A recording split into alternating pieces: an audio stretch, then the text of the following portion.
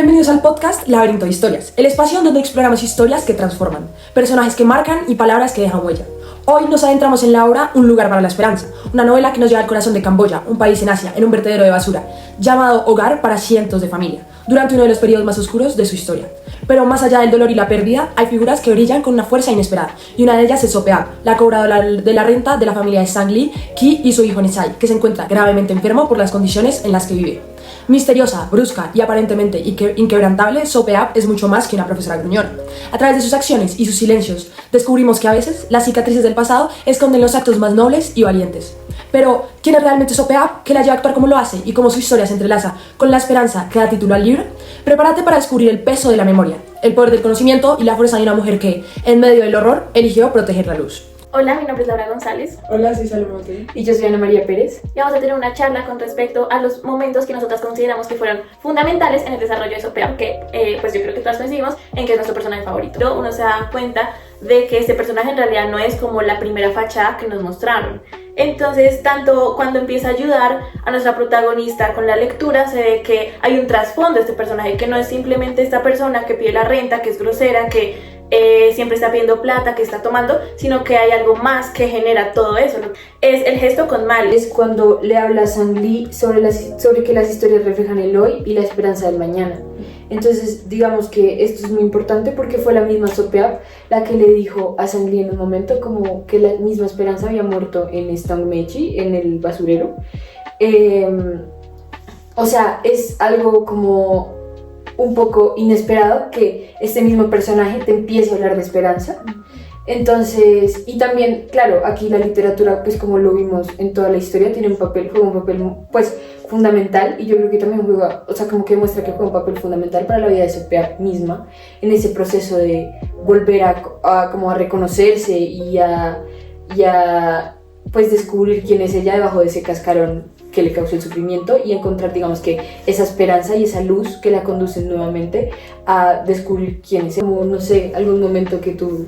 Bueno, mi momento favorito es la parte final, y para que ustedes sepan un poco de qué se trata la historia, luego la razón por la que Sopeap termina viviendo en el vertedero de basura es porque en un momento de las... ¿cómo era que se llaman los...? Yemenes.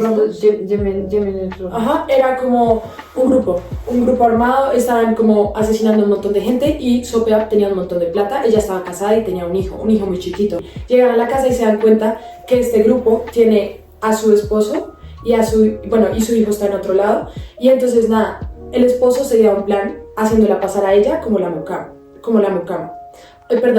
a su esposa, a la mucama como su esposa, perdón. Entonces, claro, esto es como un juego, ella se da cuenta muy rápido y sigue la corriente. Terminan matando a su mucama y a su esposo y después a su hijo. Entonces ahí podemos ver un poco cómo ella empieza a generar pues esa como carcasa en el corazón, y la parte final es cuando se descubre que Sopeap, con todo lo que ganaba, se lo daba a la familia de la mucama que había hecho matar por hacerse pasar pues por la esposa de su esposo y por la mamá de su hijo. Y pues nada, finalmente así acaba un poco, y en agradecimiento a Sopeap por estas acciones que hizo, la familia de la mucama la empieza a tratar como parte de la familia. Y le empiezan a decir tía, se despiden de ella porque la encuentran... Ella quería morir en donde había vivido toda su vida, y la encuentran allá. Y realmente a mí esta parte me encanta porque demuestra un poco como al final Sopeap llena ese vacío que ya tenía, que era su familia. Entonces, yo creo que eso también demuestra como la manera en la que uno, digamos, que aborda o decide como enfrentar este sufrimiento. O sea, si bien lo que hablábamos al inicio, o sea, Sopeap se presenta como un personaje como desalmado, al final nos damos cuenta que era más, o sea, más allá de eso, era una persona que también con ese sufrimiento que hacía no simplemente se quedaba en tomar todo el tiempo o en tratar mal a la gente, sino que esa plata que recogía, se la daba a esas personas que seguramente pues estaban sufriendo demasiado. Entonces también es como ese tema de qué hago yo con el sufrimiento y con lo que me pasa.